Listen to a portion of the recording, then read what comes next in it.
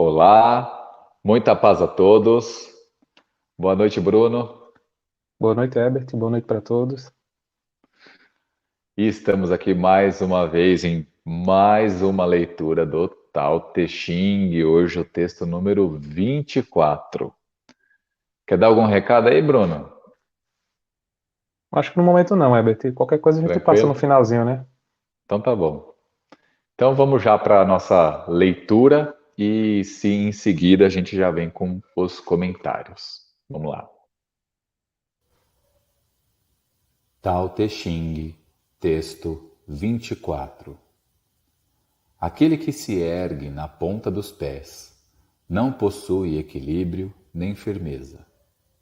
Aquele que abre demais as pernas não pode andar direito.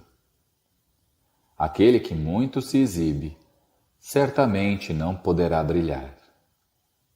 Aquele que valoriza demais a si mesmo jamais é valorizado. Quem muito se vangloria não merece importância. Quem a si mesmo enaltece não pode ser considerado grande. Essas atitudes são abominadas por todos aqueles que conhecem o Tao. Por isso, se queres estar no verdadeiro caminho, não incorras nestes atos.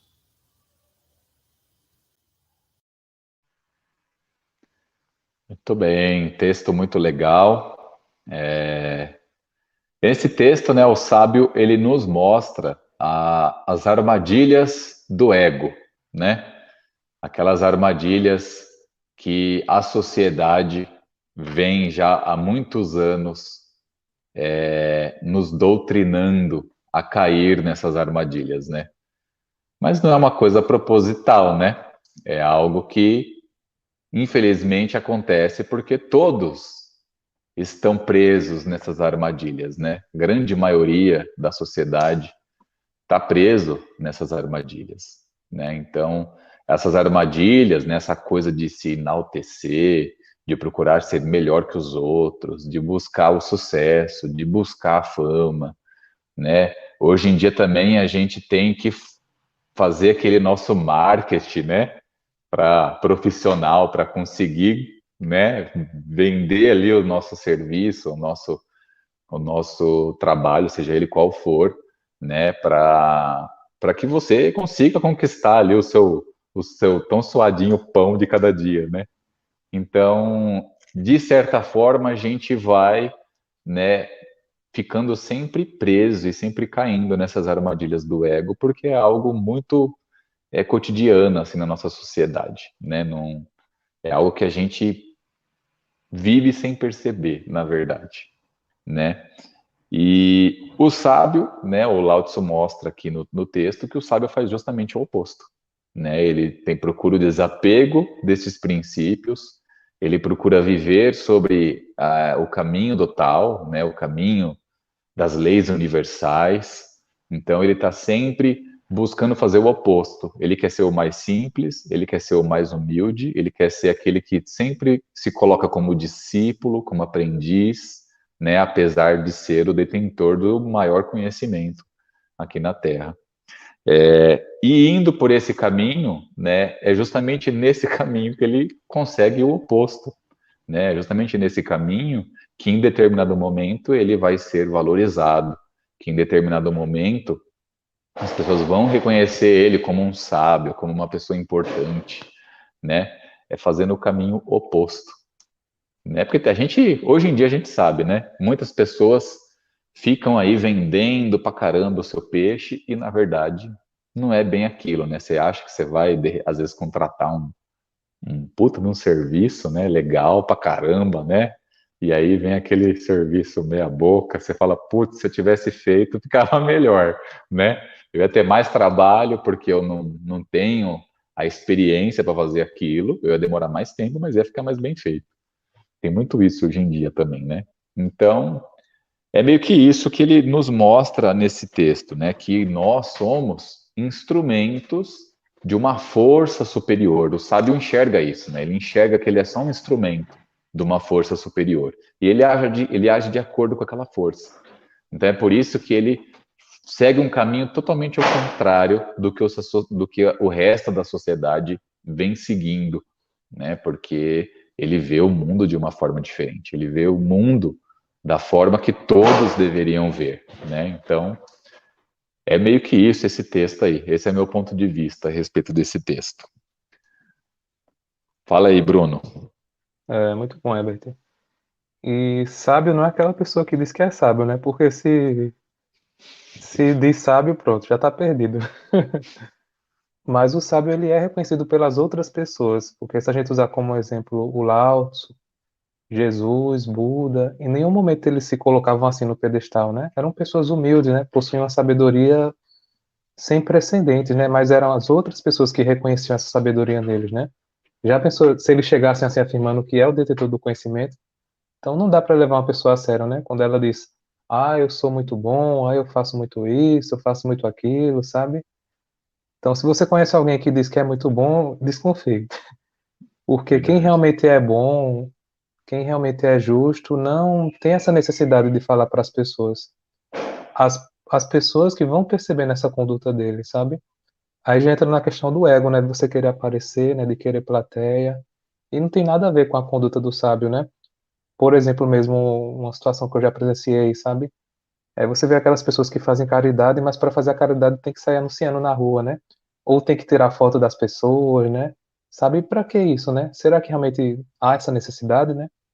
De mostrar que você está fazendo alguma coisa, né? Se tem essa necessidade, já deixou de ser caridade, né? É mais uma questão do Verdade. ego mesmo, né? De querer aparecer, de querer mostrar serviço, né? E a gente que estuda a espiritualidade, a gente sabe, né? Que mesmo quando a gente está sozinho, que a gente está fazendo algo, seres estão ali observando aquela nossa atitude, né? Entendeu? Então a gente nunca está sozinho, por mais que não tenha ninguém fisicamente, né? Existem seres que estão ali nos acompanhando, né? Vendo as nossas ações, né? Os nossos gestos. Então é mais ou menos por aí, né? E o sábio, ele não se preocupa com essas coisas, né? De público, de rótulo, né? Ele quer ter a vida dele o mais distante possível disso, né? Verdade. Você falou de Jesus, de Buda. Eu Uhum. lembrei de quando eu fui conhecer um mosteiro que tem aqui próximo. Um mosteiro do budismo Zen, né? Só que mais da linha chinesa mesmo, né? Então era os monges que tinham ali, até os abades ali, né? Que são os mais graduados ali dentro do mosteiro. Muitos deles eram chineses mesmo. E assim, eu participei da cerimônia, né? Porque eu tinha muita curiosidade de ver como que é uma cerimônia no budismo Zen. Então, no dia que eu Uhum. fui, eu participei mesmo ativamente lá, fiquei lá entoando mantras e tal. E eu fui num dia legal porque era o dia em que eles comemoravam ou ou simplesmente era um ritual que eles faziam anualmente para os 88 Budas, né? Então, não sei se as pessoas sabem, mas já fica aí uma curiosidade, né? Depois do primeiro Buda, que é considerado o primeiro, né? O Siddhartha Gautama, aquele Buda indiano que a gente está acostumado a ver, não é aquele gordinho, hein? Aquele gordinho já é outro Buda, né? Mas o Siddhartha, aquele que está sentado, magrinho, que ele tem um cabelinho com coque aqui em cima, né? Aquele lá é o primeiro Buda. Depois dele, seguindo os ensinamentos daquele Buda, surgiram outros Budas. E a gente tem aquele Buda japonês, que é aquele Buda gordinho e careca, né? Aquele lá é outro Buda, é um Buda que veio depois dele. Então eles falam que tiveram 88 depois do primeiro. Até um dessas pessoas que são consideradas Budas é o Bodhidharma, né? Que é o patriarca aí das artes marciais, principalmente as chinesas, né? Que nasceram com ele ali, o Kung Fu, o Tai Chi Chuan, né? Ele, se eu não me engano, é o Buda número 44. Então, para vocês verem, né? Do primeiro Buda até ele, né, que ele levou as artes marciais para a China em 600 depois de Cristo, e o primeiro Buda é 600 anos antes de Cristo. Então, ó, no intervalo aí de 1.200 anos, teve 40 Budas, né, 44, né, que é o número dele. Então, depois dele tiveram mais 44, né, porque são 88. Então, para vocês verem como, né, tiveram muitos sábios, muitas pessoas iluminadas nesse percurso, né? Mas voltando, né, no que eu ia falar, eu fui participar da cerimônia e era uma cerimônia de adoração aos 88 Budas. Sem brincadeira, eu perdi as contas de quantas reverências e quantas prostrações eu fiz nessa cerimônia. E aí, enquanto eu fazia, foi uma cerimônia que durou mais ou menos 1 hora e meia, e eu ficava me questionando, eu falava, meu, não é nada do que eu imaginava. Eu achava que eu ia vir, ia ficar meditando, ia ter alguma coisa assim, para você reverenciar os Budas, enfim, mas tudo bem, né? Faz parte. Uhum. Mas não fazer tanta, foi assim, foi 1 hora e meia de adoração, sabe? Tipo, eu falei, meu, eu olhava para as estátuas e aí eu falava, não era isso que esses caras queriam. Esses caras, o que eles querem é que a gente siga o seu exemplo, não que a gente fique aqui fazendo reverência e prostração o dia inteiro, né? Isso não vai me levar a lugar nenhum, isso não vai me iluminar, né? Então, foi uma coisa que eu fiquei pensando enquanto eu participava da cerimônia. E assim, achei a cerimônia muito bonita, mas eu saí de lá e falando, nunca mais eu faço, né? Foi bom assim para conhecer. Não venho aqui, não viro monge, né? Virar monge para ficar aqui fazendo isso todo dia, tô fora, né? Não é o meu caminho. Não, eu prefiro ficar um dia inteiro meditando em casa do que vir aqui perder meu tempo fazendo reverência para uma estátua, né? Tipo, nada contra, né? Tipo, eu faço, eu tenho minhas estatuazinhas aqui, meus monjinhos, tal. Adoro, eu tenho meu respeito por eles, né? Mas eu não fico todo dia ali, né, fazendo 100, 200 reverências para a estátua. Eu acho que não tem necessidade, né? Não é isso que eles queriam. Assim como Jesus também. Quando as pessoas, uma coisa que eu não faço, né, eu vejo as pessoas fazendo, eu acho um absurdo.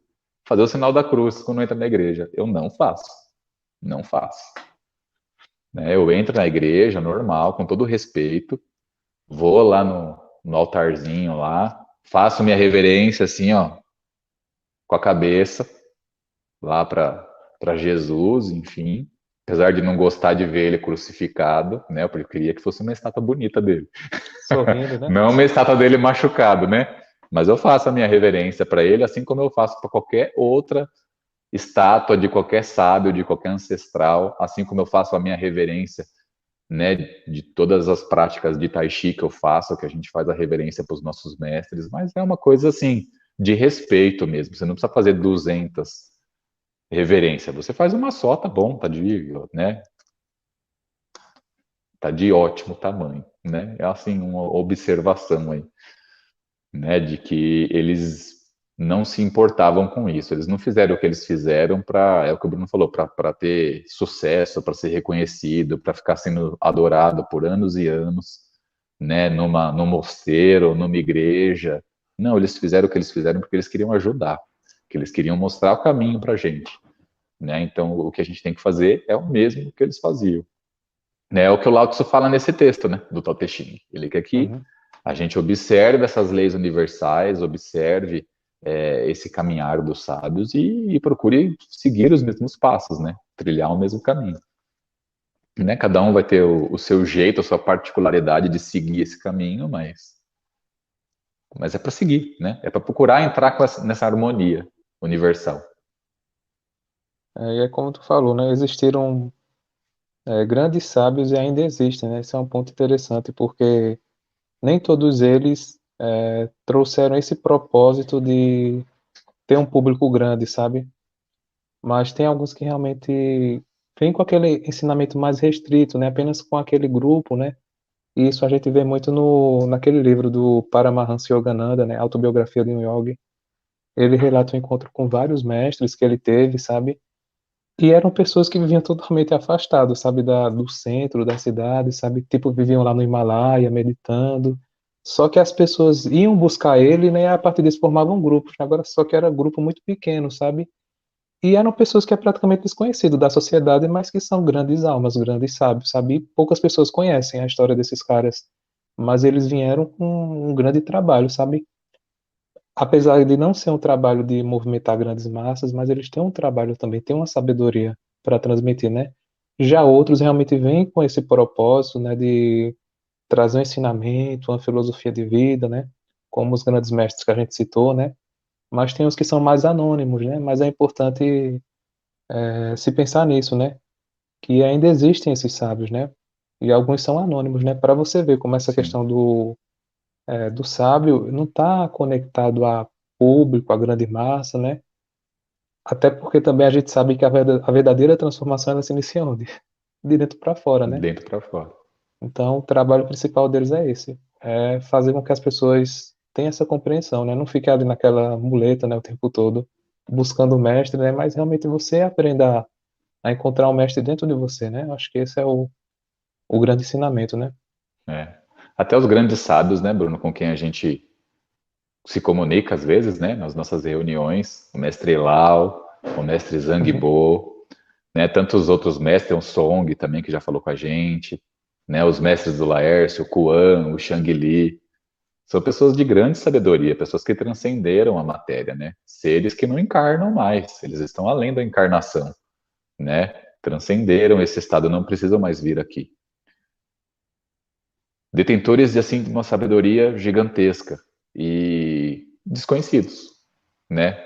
As pessoas, quem acompanha a gente aí conhece porque acompanha a gente, mas quantas pessoas acompanham a gente, né, Bruno? Tão pouquinho, né? Então são pouquíssimas pessoas que conhecem eles são desconhecidos no restante do mundo, E detalhe, eles né? são tão desconhecidos que eles até usam nomes assim que a gente não conhece, né? Por exemplo, né, eu vou falar do Lao. É, Lao não é um nome, sabe? Lao significa senhor, né? Velho, né? sabe?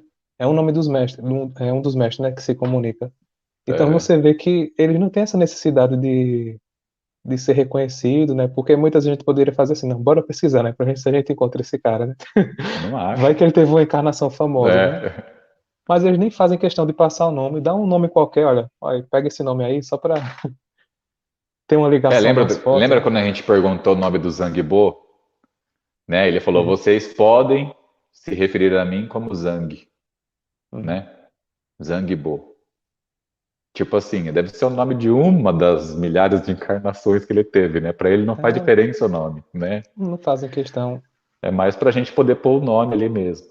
E eu, quando Tem recebo um, mensagem dos Greyzinhos, por exemplo, e sabe, eu não, nem me passa pela cabeça perguntar o nome. É como se, assim, fosse uma coisa que eles não querem que eu faça, né? Tipo, eu uhum, não consigo nem perguntar, nem questionar. Não vem o nome, não vem. Né? Uma vez eu até ouvi de um mensageiro desse que o importante era a mensagem, né? Quando você recebe uma carta na sua casa, você pergunta o nome do carteiro? Não, né? Você pega a carta e entra, né? Não é verdade? Então é meio que por aí, eles não, para eles não faz diferença. Então é mais a gente que tem essa necessidade, né? Mas acho que é isso, né, Bruno? uhum. Acho que por hoje é só, né, Beto? Acho que já falamos bastante, né? Vamos fazer a nossa reverência agora para os nossos telespectadores, que são os nossos Budas do momento, né? Nossas, é quem merece a nossa reverência. Mas antes disso, não esqueçam de curtir o vídeo, se inscrever no canal, ativa o sininho, comenta, compartilha com aquela pessoa que você sabe que vai gostar aí do nosso conteúdo. E é isso aí, aí desejamos muita paz a todos. Muito boa noite, Bruno. Boa noite, Herbert. Obrigado aí mais uma vez por estar aqui conosco no vídeo. Semana passada não deu, né? Mas Foi, infelizmente, né? Já agora a estamos gente já juntos está de aí. volta. Mas é isso aí. Boa noite a todos. Muita paz.